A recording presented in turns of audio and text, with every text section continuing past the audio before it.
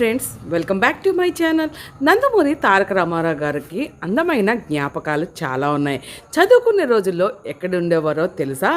ఇందుకు విషయం ఏంటంటే, కృష్ణా జిల్లా నిమ్మకూరు జన్మించిన నందమూరి తారక రామారావు గారు తెలుగువాడి వేడి ప్రపంచానికి చూపించారంట. ఆయన గుంటూరులోని ఆంధ్ర క్రిస్టియన్ కాలేజ్లో చదువుకున్నారు.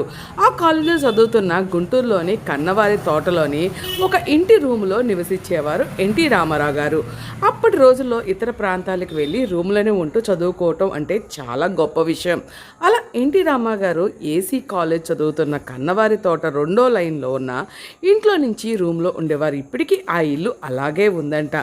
ఇంకా 1940 ఎన్టీఆర్ గారు ఏపీ కాలేజ్లో BA చదివారు. అప్పుడు కన్నవారి తోటలో ఉన్న ఆ ఇంట్లో పైన ఉన్న ఒక చిన్న గదిలో నివసించేవారంట. ఆ ఇంటి నుండి కాలేజ్కి ప్రతిరోజు నడిచి వెళ్ళి వచ్చేవారని స్థానికులు తెలిపారు. ఎన్టీఆర్ గారితో పాటు మరో సినీ నటుడు ముక్కామల కూడా ఎన్టీఆర్తో పాటు ఆ గదిలోనే ఉండేవారంట.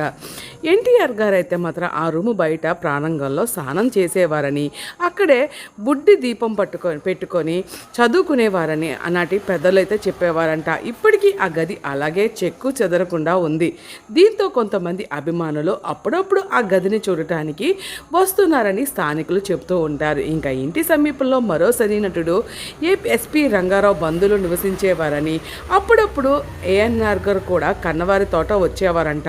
ఆ జ్ఞాపకాలు స్థానికులు అప్పుడప్పుడు నెమరు వేసుకుంటూ ఉంటారు. ఎన్టీఆర్ గారు డిగ్రీ పూర్తి చేసి చెన్నై వెళ్ళి సినీ నటుడుగా ఎదిగిన తర్వాత తామున్న రూమ్ ఎలా ఉందంటూ స్నేహితులను అడిగేవారని తెలుస్తుంది.